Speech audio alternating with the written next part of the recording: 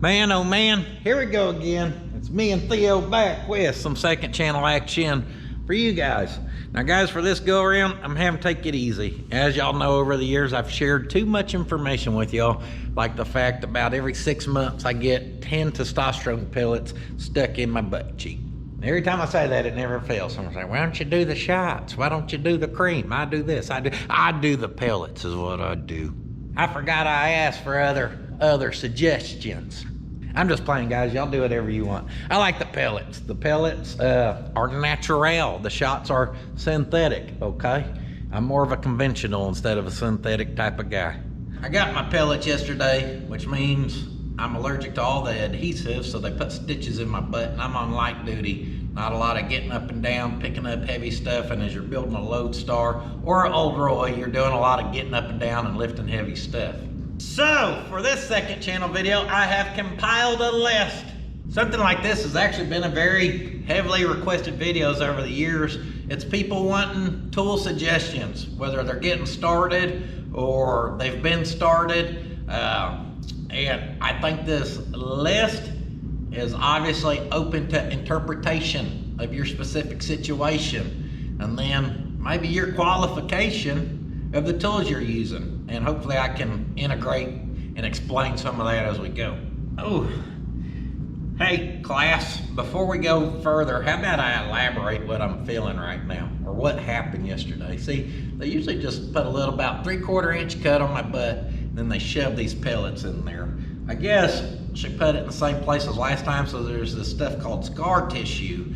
When she goes to push this pellet into my butt cheek, where there ain't a lot of fat, because it's all just hardened steel, baby. Damn glutes. Glutosaurus Rex right here. Let's say this is my butt. She made her cut. First pellet's going in. Oh, we're having a hard time getting it in. 1 second. I got it in there. That's how my butt feels right now. That brings us to the first thing on our list. You gotta have a good hammer. You've gotta have a ass that can take a licking and keep on ticking and roll with the punches of life. Because if you are coming from nothing and gonna work your way up into being successful, the main thing it's gonna take is a tough butt to get yourself through it. We'll elaborate more on that later. If you're gonna start, a lot of people ask with fab, what do I need? In my opinion, my humble opinion, what I started using the most, and y'all still see me use it probably the most, you gotta have a good grinder, a slice and dice. I love the DeWalt ones, guys. Y'all know I got a lot of other DeWalt tools, and I'll just outright tell you, they're okay. But as far as the cutoff wheel goes, DeWalt makes my favorite one. I've tried the others, and I don't know if it's just the, whoo, you put it in that hand, the balance of that bad boy, whoo, just you want to cut straight with it, okay? With the cutoff wheel, you can cut any metal. You're not limited, okay? You can also unscrew that and put a flap attack on there, and then that takes it where you can smooth stuff out, even down to sheet metal. So with this, you're cutting from thin to thick. Also, I guess I should say, a lot of what you need is gonna depend on what type of fab you're doing. Y'all know I'm doing automotive type stuff. So if you're gonna go build fences, you know, what's gonna work for me probably ain't gonna work for you as much. I'm gonna recommend a welder that's gonna work in a shop or maybe some outside settings like I first started. But for you, if you're gonna go build fence, you probably don't want a MIG welder that requires gas coverage, okay? So note that, you know, if you're looking to start outside mobile welding business, I'm probably not your man.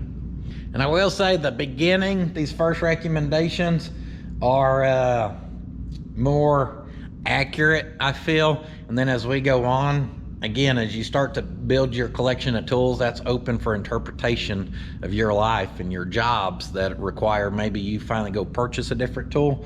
So what was for me cannot be exactly for y'all. But I would say what's for, just for me, a great foundation is you need to get you a grinder and you got to get you a welder. And I've already got over animated jumping around too much because I get excited and my damn butt cheek don't feel good. I bought a flux core welder off of eBay. Now, mind you, these were days when you had to send a money order to buy one for like probably 80 bucks. It was a Chinesium one. It was terrible, but it was mine when I was 16. And at that point in my life, I started installing roll pans and other stuff just to make a side hustle of making some money, guys. Now, if you've already saved up some money and you can invest in yourself, you're a step ahead, okay? I had to do that. I know some people see what's around me now and they go, oh yeah, it must be nice, damn YouTube money, blah, blah, blah. People seem to forget that we use the same welder that I purchased from working side jobs when I was in the Air Force when I was like 22 or 23, okay? Oh, must be nice, this or that. Our TIG welder, again, way before YouTube had any success. Our bead roller, way before YouTube had any success. A lot of our tools. Now, I've put it in a bigger toolbox now and everything, but guys, there's a big buildup here way before YouTube had success, and it was me returning hard work, reinvesting into myself, hoping one day to make YouTube a big success. So, I told you I started with that cheapo welder, and it did a few jobs. Guys, you may have to do that. I will tell you, I highly recommend you get a welder you really want when you can, as soon as you can. Our welder right here, I'm just gonna elaborate. I don't know what one of these costs anymore. Back in the day, this Miller-Matic 211 came in a bundle that Miller used to offer. I don't know if they still do. It was called like the Build with Blue program. You could Google that and see, and they would tell you when they were gonna have rebates on welders. So I bought my welder. It came with this helmet, actually, which I've had to replace it once since then, because like I said, it's been 12 years or whatever it's been. It came with sleeves, a basic safety package, probably like some safety glasses, a pair of welding gloves, everything. And back in the day, it cost me just shy of $1,200. And then I think I got like $100 rebate in the mail after when all the stuff came in, you fill in, and that was their Build with Blue program. So like basically $1,000 got me all that back in the day. I'm sure the same stuff nowadays is probably gonna cost you $2,000. I'm not saying that's not expensive. What I will tell you is, going with that welder, that Chinese one I'd bought forever ago, I think I got like 8 months out of it and it broke. And of course, because of what it was, you can't get no parts for it. Y'all have a good choice now with Harbor Freight. Like, I've heard good things about their welders. I've never personally used one, but I know if you want a budget friendly welder, I've heard good things about those. I'll just encourage you to do research on which one's gonna work for you.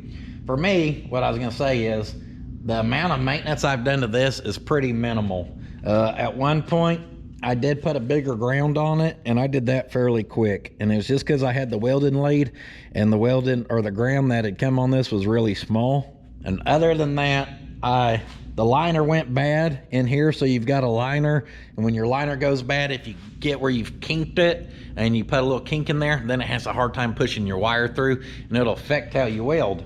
My liner, and this was just probably 2 years ago-ish, finally was bad. So instead of just replacing the liner in there, I replaced the lead. And I did go with the genuine Miller because their parts seem to be better. And I like the smaller gun, or whatever you want to call the head of this thing. On this one, she's pretty small. And with doing fabrication in tight corners, that thing helps you to get in there, and sometimes on cars and everything. But I replaced ours with the 15-footer where it came with a 10-footer. And that's nice because, like, if I park this thing at the front of Old Roy, having 15 foot, now I've got enough to go to like the back shock on each side or something, where before I was constantly having to move it around. I think 15 foot is a perfect distance for around here. So what I'm saying is, yeah, that one was pricey, but since then it's cost me a few $100s to keep it welding. And who knows how many miles we have welded with that welder. From thin sheet metal to thick stuff, guys. That thing, y'all have seen me do a huge sheet metal project like this thing here, where if you could pull the body off that, who knows how much sheet metal we've welded up on there, to then building full chassis where a lot of it's 1/4 inch plate, and we've even done up to 3/8. So my number one is a good grinder and a good welder, guys. If you have that, the next third thing you're gonna need is motivation. Because if you have those two things, you are not limited with what you can do, only limited by the amount of work you're willing to put out. With cutoff wheels, it may take you a minute, but you can cut 2-foot I-beam if you need to. The difference there is most people don't want to. It's much easier to go, oh, well, if I had a plasma cutter, I would cut that and I would do that. But I don't. I just have a grinder, so I'm not going to. And right there, you've already limited yourself on making progress. And again, as we go on this, I came from where everything had to be done with a grinder with no excuses. So we built the whole International chassis with a grinder. I take that back, and that brings me up to my next step. I believe in having grinders so much. I was just cutting stuff yesterday. Had a plasma cutter sitting right there. Y'all can see what those were cut with, cutoff wheel. Why? Because of those straight edges, little cleanup, they're ready to weld, baby. Double down. Actually, I recommend you get you 2 grinders. This little 7-amp is powerful enough for a good thin cutoff wheel. It's smaller. It can kind of fit in some tighter places when you need a smaller one. Perfect for a cutoff wheel. And then this one here, I think she's 11-amp, or is it 9.5? Oh no, she's at 11-amp. And I like it for the flap attacks. You're putting a load down on that thing, bing, knocking down welds. That 11-amp, she's a little heavier duty. She's gonna wear your wrist out quicker, but that thing can handle a load if you wanna get grinding hard on it. I recommend a good flapper, 80 grit. I recommend a good thin cutoff wheel. Benchmark Abrasives is who I keep loaded up from. But I will say here lately, I've not been impressed with their stuff. I think they've changed it because I'm flying through these where they used to last. So to go with those two things, you gotta have safety gear, and that's pretty self-explanatory. You're gonna need some type of gloves you like to wear. You're gonna need a welding helmet. I do recommend, if whatever setup you buy don't come with welding pliers and you get a MIG welder, which is my favorite, just this MIG with shielding gas, get you some welding pliers. You will have to do a little maintenance on your torch down here, and you don't have to have those, but they are really nice to just keep with your welder, and you use them just for that. And then obviously your abrasives for that you have to have. And then guys, you're free to fabricate. You've got something to cut metal, to clean metal, and you've got something to weld metal. After that, go to town. So here's kind of a drawer that I've always had since I've moved back. Actually, I had something very similar even down when I was in Shreveport. You're gonna need a tape measure. You're gonna not need one of these, but they're like $5 or $6, and I highly recommend it. Pay attention. I tried to buy a slick one of these the other day at Harbor Freight, and if you'll look how that's pointing and says 90 degrees, well, it should be, obviously that's 90 degrees. It said like 60 degrees, like it was misprinted wrong. Half the things were missing. I'm pretty sure it's just a big old typo, and obviously if this is not correct, it don't help you one bit. But these angle finders are nice if you're gonna be doing automotive fab, suspension fab. A lot of times they're mounting tabs and then gusset in it, and that right there helps you find angles. It also helps you recreate angles. It does this cool little pivot thing where then boom, you've always got a way you can measure an angle on stuff. As cheap as that is, I do recommend having one. If we're gonna start setting angles of other stuff, these are fairly cheap as well. I do recommend one of these. Speed squares are nice, but not necessary. But again, if you've got, you could go pile up on some of this stuff here for probably 30 or 40 bucks is gonna go a long ways. Little straight edge action. And here's something that I recommend that probably a lot of people don't have, but if you do automotive fab and you care about stuff like I care about, this can come in handy. One, if you're locating like a hole size, this is good for laying it out. It has all your hole sizes you could ever dream of. So if we were making a tab here and we wanted to get really specific and we knew out here we needed a 1-inch hole or a 1/2-inch hole or whatever, you can find center and then actually literally trace that thing out and really get an idea of what it's going to look like. These are really cheap. I don't even know where you get them at. Probably like Hobby Lobby and crap. I do keep scissors in this drawer. You can tell with this, I'm more talking about laying out specific pieces. So usually building some type of gusset or tab. A lot of times I'll do that out of poster board. If you're gonna do the type of stuff we're doing, also handy to have like 50 cents a sheet or whatever at the dollar store. I usually buy 10 at a time and keep them in here and use that. You don't need that though, guys. If you've got shop boxes or any type of cardboard box, that stuff's just a little easier to handle because it's rigid but thin. So that's why I keep scissors. And then this is a spring-loaded punch. And again, for drilling holes, if we're being specific, that gets really handy. Also not necessary, but just kind of showing y'all what I use out of that drawer right there the most. And markers.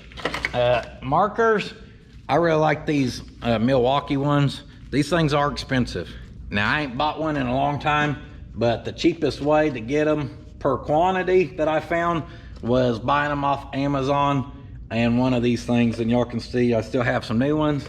And fortunately in my house, I still have like 10 new ones because I'm real bad about putting a new one in my pocket, forgetting it's in there. Then I come use my old ones, and then I just shuffle the new ones to the laundry department in the house, where then I get yelled at. So we got stuff to cut with, we got stuff to weld with. We've got some basic tools to be able to lay out some of our projects with. The next thing I would say you really need is a table. Now, hold your horses. You don't need what you're sitting on. This right here, and this is a nice table, don't get me wrong, but this is an old table that I got from the factory. You can see it don't even have a level top. That caster's plumb falling apart. And this is a good table. Y'all know I still use it a lot. You don't even need something like this to start out with. Mine, when I first moved back to Oklahoma, I had done the side jobs together, some tools before I moved back. We moved into the old shop.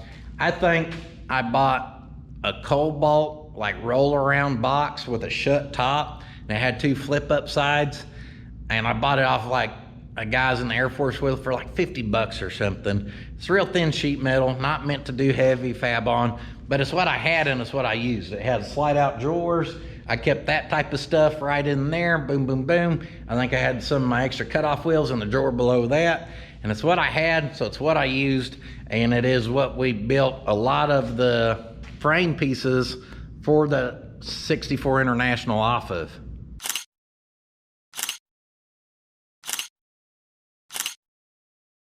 Old Dirty Gertie, all her tabs and stuff like that, a lot of them were built off of that thing.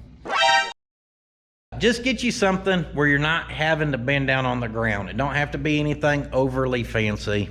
Keep an eye out on Marketplace for something, just something that you can stand in front of you and set stuff on is all you need. And once again, the last thing you're really gonna need is some motivation, because unless you've got a ton of money to come from, which I did not, so I had to get everything I've ever had, it's gonna be hard work, guys.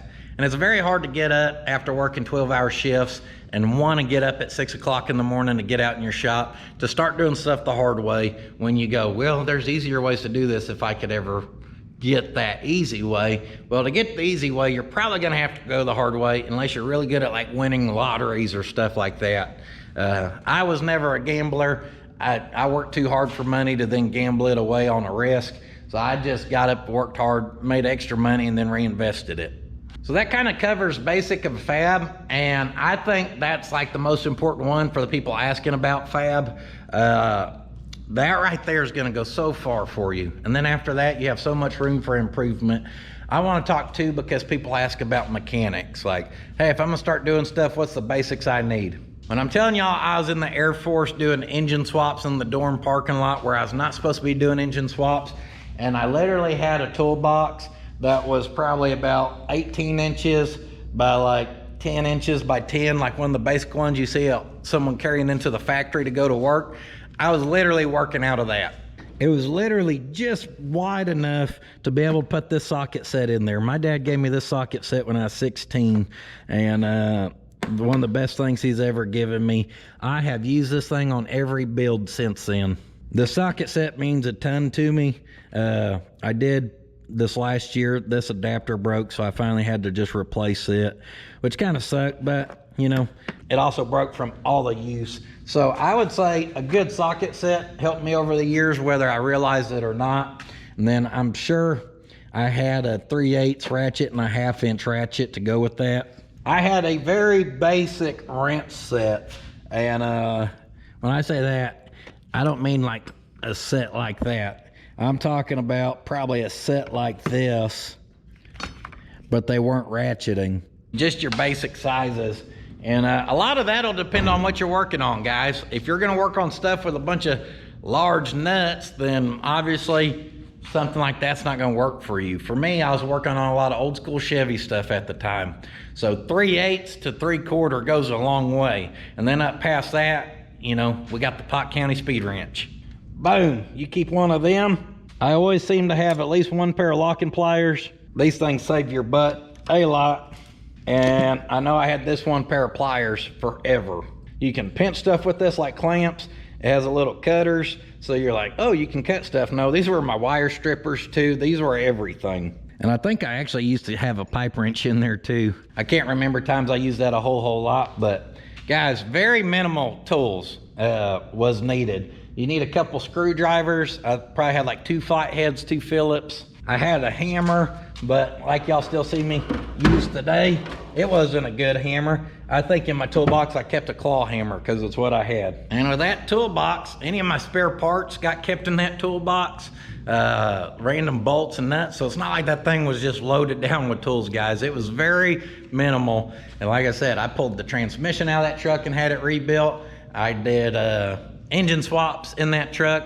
I lowered it down out in the parking lot. And I was working with a lot of nothingness. I think you can tell where I'm going with this. The main thing I had that most others did not have, I didn't have a lot of money and I didn't have a lot of tools, but I'll be damned if I wasn't motivated. I was not gonna look at that truck and go, I can't do that because I don't have this or that. I went, I'm gonna figure out how to get it done. And I hope this motivates some of y'all, because motivation is what a lot of people really lack on making huge progress.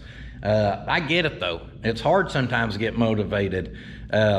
But for me, like I had a buddy who had a truck. I blew the engine in my 69 when I was down there, and I found one on Craigslist about an hour away. And there was a Saturday where it worked out where I had a buddy with the truck who we went and he picked it up and we brought that engine back to the base. And then we like backed it up to another buddy's truck and we like slid it across or whatever. Or maybe to my truck. I don't remember. Either way, we got the engine there and dropped off. Well, the problem was I don't have a cherry picker. So then it made it to the point where we were talking, and on base, there's a thing called Outdoor Rec, and you can go there and you can rent stuff for doing like outside work. You can rent canoes for going out on the lakes and stuff, just if it's like something you may need once, and you can rent it there. And come to find out, a buddy at work said, yeah, they rent out cherry pickers there. Motivation is not having a friend with a truck available that weekend and walking yourself to Outdoor Rec to rent a cherry picker to push it 1.5 miles or 2 back to the door and parking lot so you can do your own engine swap, guys, because that's what I did. I pushed that sucker along the shoulder of the road the whole way. And when doing that, there's a guy in the parking lot. He would piddle with his stuff here or there. He just kept a really nice car, and I seen in the back he had a jack and jack stands, and I actually had to ask him if I could borrow those. So that's one thing where if you're mechanicking a lot, especially if you get into lowered vehicles like I'm into, you need to have jack and jack stands. That is something I wish I would have got sooner. But that pretty much covers what I started off with my basics. That was stuff I gathered from when I was probably 14 to 15 to at that point I was 20, 21, still working with probably $100 worth of tools. Maybe $100 being pretty generous. Probably more like $22 worth of yard sale tools. Now back then, to get these tools and get started, guys, we're not even entertaining having a garage or a shop. We're hoping you can get shade somewhere where you're working, okay? So everything I've just told you was not even with the idea of having a roof over your head or concrete underneath your feet at that point. I would say after you get that stuff and you get doing stuff, then it's gonna be up to you to set a priority of when you get some type of roof over your head. And it don't have to be a shop. Like when we moved back, I got that little shop. If there was a place that didn't have a shop, my immediate plan was to get one of the awnings, because those awnings back then, you could get like a new one for like $900 for 18 by 21. I think those cost a couple thousand now.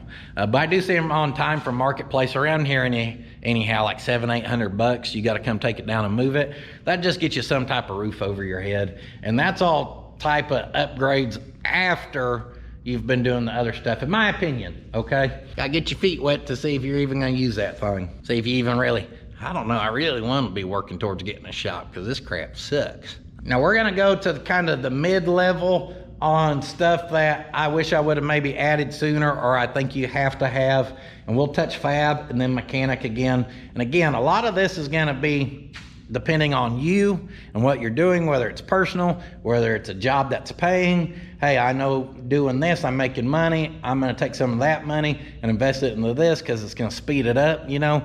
Everyone's gonna have something a little different, so they're gonna have, and maybe your goals change. I bought a lot of sheet metal stuff early because I thought I wanted to be a sheet metal guy, and now I can't stand doing sheet metal work.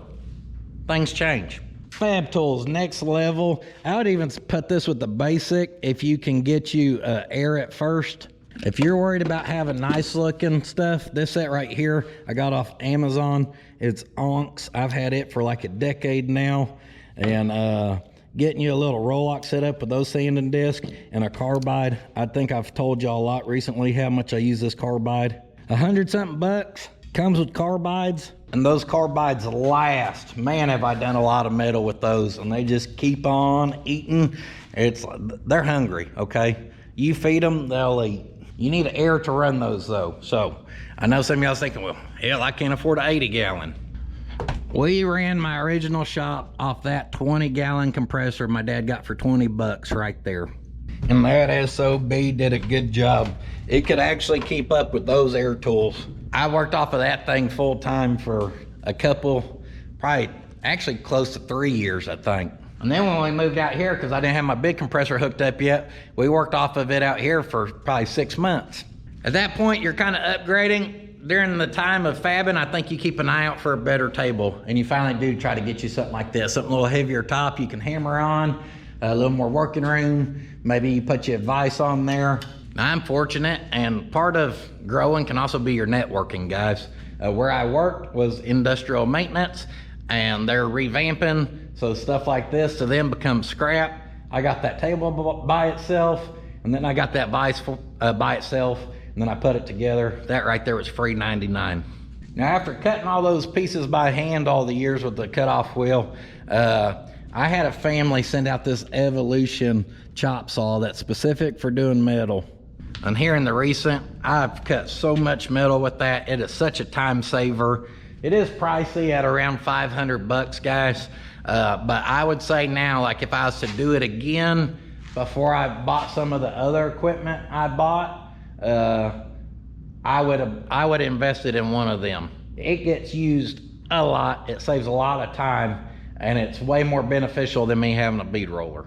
If stuff's growing, some other tools you may consider is a Sawzall, which I finally wore out the end of mine that I've had forever. I actually need to get a new one. A Sawzall, y'all know I don't use a whole lot, but here again lately, I've realized that there's certain times where they can cut stuff that the cutoff wheel can't, kinda. It makes a cleaner cut, where before I may have to really butcher it up with a cutoff wheel and work the piece out of there. You can still do it, but again, when it comes to time saving, if you come across a deal on a Sawzall, you know, you may not use it a whole lot, or you may. It may be more, you may make it your cutoff wheel where you use it more than you do your cutoff wheel. For me, I'm just more talented with that.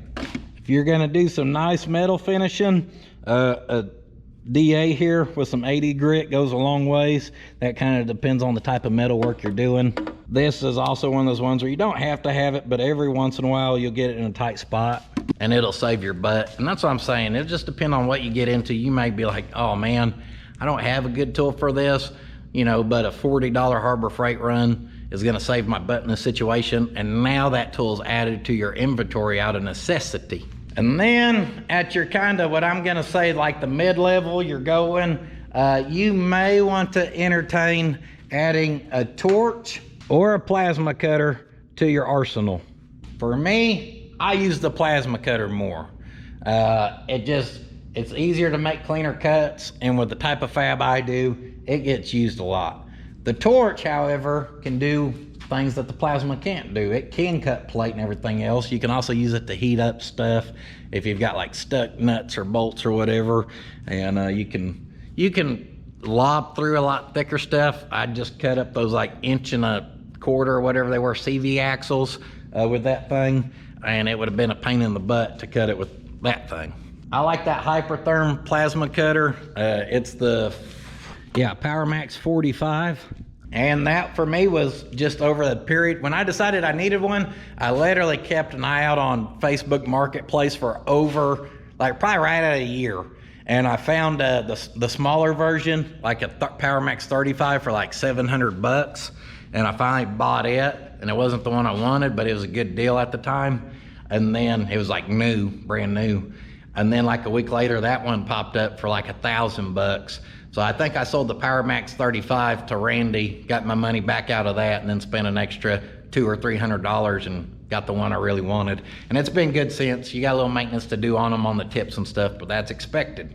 That's again something where I'm gonna stick it out and get what I want. I'm not gonna buy the cheaper one at half the price that breaks in a year and then we're having to replace it again. You know what I mean? So I've been patient with gathering everything we have here, guys.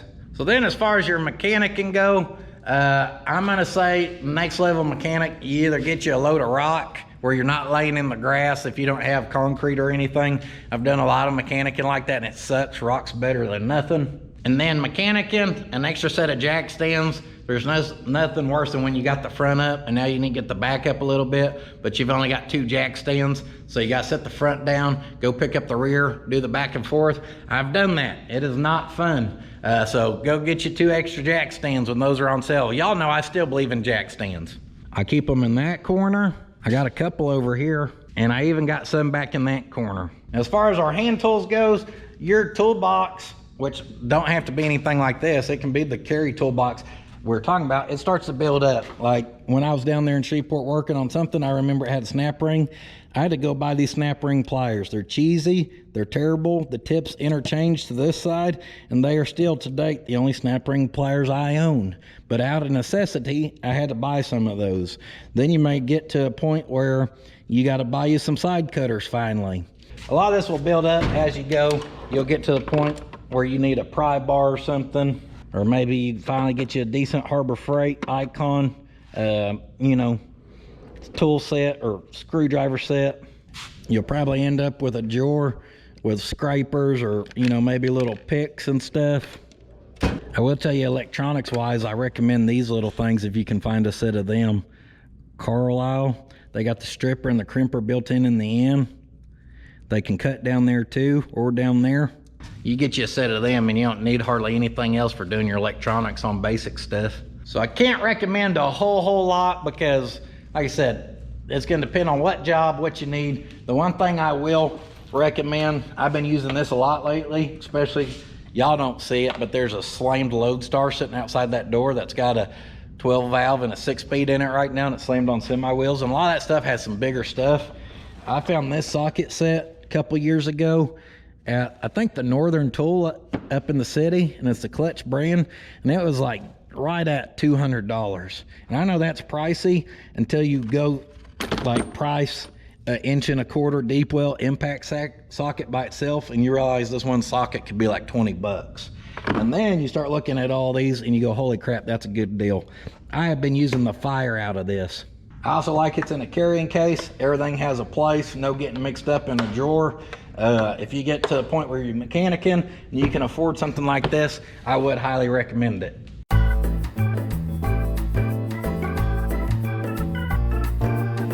Now I'm doing all this based on basically my life experience and kind of where I'm at currently. So now where we're at, we're not gonna worry about shop size because I know that's whatever. I'm just talking about getting you a shop. I know we have a large building here, guys. People's, gotta make comments. You can't, it's not enough.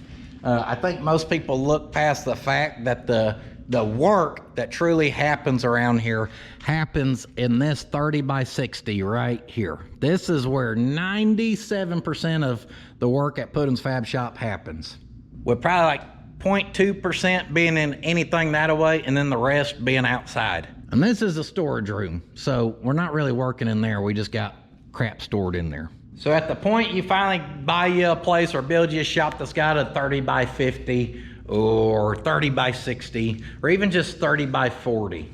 For fab stuff, again, just depends on what you need. I recommend you get you a bigger table if possible. When you start working on bigger pieces, guys, it's just nice to have something that can support it instead of always having to try to lay it across there, and then I'd have to take like jack stands out and try to support long pieces. So getting you some type, it don't have to be a metal fixture one with the holes, just something a little larger to handle like frame rails and stuff. Or when we cut down the bedsides of old Roy, being able to lay a long bed across there and it hold it good was nice. Thank you to whoever sent out this jet drill press. Someone sent or dropped it off at the Taco Boy. Again, being a creature of habit, y'all can tell I've never had one. I've never really used one. And since it sat here, it has not got used. That's because I can do everything with my drill, again, the basics. And sometimes I'm not the greatest at using the next level stuff. Highly recommend. This is another freebie. Having a wire wheel, I think y'all notice I do use this a lot. But you don't have to have that. I do use this quite a bit too. So if you get to a point where you're doing a lot of like, I can cut with this now fast and I can turn around and kick this on, radius and corners, we've got a nice little tab quick. You build up to that because you can do the exact same thing with this, and this just takes a little longer. So I do use that whole back row of tools quite a bit. As far as the sheet metal stuff, I'm not gonna recommend much, guys, because I don't do a lot of sheet metal. For my basic stuff, I do like to throw bead rolls in stuff, but that's not like really a hobbyist level tool to buy, even though I bought it. I bought that thinking I was gonna end up doing sheet metal work for like side work for the rest of my life. A very expensive tool, and if you don't use it a lot, like I don't use mine a lot, not a great investment. Budget friendly benchtop English wheel, fairly cheap, few $100. I can pick it up and sit it in there.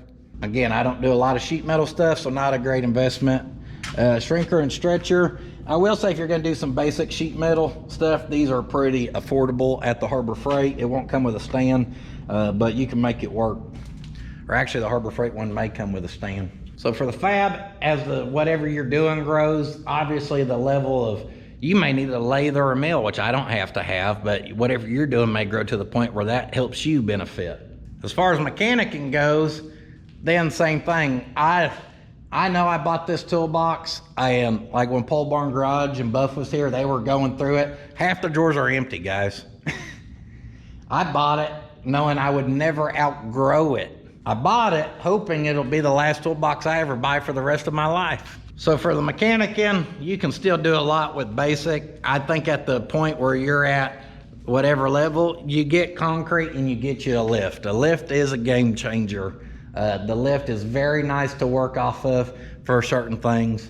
A lot more relevant when doing mechanicking, but also if you're gonna do automotive fab, you'll see in these upcoming main channel videos, having that lift, building that Lodestar, it's crazy. I was gonna try to build that Lodestar at the old house, and I'm thinking, I just tallied up, we're probably five and a half days of work into the Lodestar right now with it sitting slammed, body mounted. Now it ain't full, like ready to go by any means. Motor and transmission's in, and that was all possible to get done that fast from having that lift.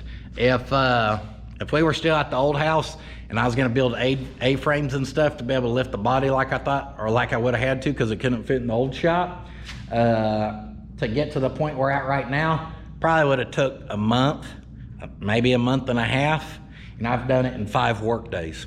And then that's where the difference becomes in of, could I do it with just cut off wheels and jacks and jack stands and using 4x4s to build A-frames back then? Yes, I could have. The YouTube channel would have never been successful because my build videos were not doing good at the time. And I don't think we'd be here today, if I'm being quite honest, because I told my wife we had 1 more year of me trying YouTube, and if it didn't start doing something, I would quit. I can promise you that Lodestar build would not have blown up because none of my other builds had ever blown up. And it's crazy to think about, had I built that instead of really buckled down on YouTube as a career, y'all would not be watching this right now. I can like 99% guarantee you. And that becomes just the efficiency difference. But sometimes, guys, again, if you're starting out with nothing, you don't have the choice to be a top tier efficient fabricator or mechanic. You've just got to get started with the basics and get out there and get going. And if you're motivated enough and you get good at what you do, you will progress. There's no way you're not going to. Whether you're progressing for yourself or you're progressing and your work gets better and that brings you clientele, if you apply yourself and you apply yourself to be good, not just to half-ass it, there's no way you cannot get better at mechanicking or fabricating, and that should in turn help you grow. I think a lot of people just want it to be a fast process, and guys, it's not a fast process. It takes a build-up, guys. It takes consistency, it takes hard work, and I think if you'll get those, just get out there and get after it, it's gonna help you do better at whatever it is you're trying to do better at. Now I know, guys, this was not the most exciting video, and if you're hoping for some good action, I know this wasn't it. However, the way my schedule worked this week and me staying hooked up on the Lodestar, I thought I was gonna have to skip the second channel this week. Chris is out of town again, so I'm editing main and second channels and everything else. And I've got other medical appointments and crap. So this is something I could do and be able to get done. And I hope more than anything, like I said, it just I hope it motivates someone. And it just kind of gets you like, I don't know, lights a fire in you. Get out there and get after it, guys. Because I promise you, more important than having the fanciest tools, it's having just the basic absolute necessities, but being willing to get out there and get dirty and work with what you got, and don't make up excuse of why you didn't get even just one thing done. Step by step, guys. This is how you eat an elephant, one bite at a time. So that's it. Thank y'all for being here so much on the second channel. I know I'm holding it together well, but my right butt cheek feels like I've been kicked by a donkey in it, and I'm ready to get off my feet. So I'm gonna wrap up. PuttinsFabShop.com for that good quality merchandise. We appreciate all support there. That has drastically influenced or improved our way of life, and I cannot thank y'all enough for all that support. Literally means the world to me and my girls, so thank y'all so much. I'm on the Instagrammer, I'm on the Facebooker. I've got a really long nose hair that's just irritating me. I can feel it hanging out. Don't be looking at my nose hairs now. Patreon, you can get the same type of footage. There just ain't ads during it. Another great way to support us. I ain't letting you see the nose hairs. And much other than that, we will catch y'all in the next one. And do not forget, sitting on your ass will not finish your project. Oh, see how all that just tied together with the closing line? My main thing I'm trying to do is tell people if you're motivated, you'll get it done. And then my closing statement for years, sitting on your ass won't finish your project. I'll tell you, I started saying that at the end of my videos because back then when I was working at the factory and doing the build and making the videos and doing everything, the number one comment I used to see a lot was people go, how do you get so much work done? And you don't have time to sit on your ass. You get up early, you start working, and then you get in super late and you shower and you go to sleep late and you get up and you do it again. Hot damn, there's so much BS-ery, we had to start a whole channel for all the extras.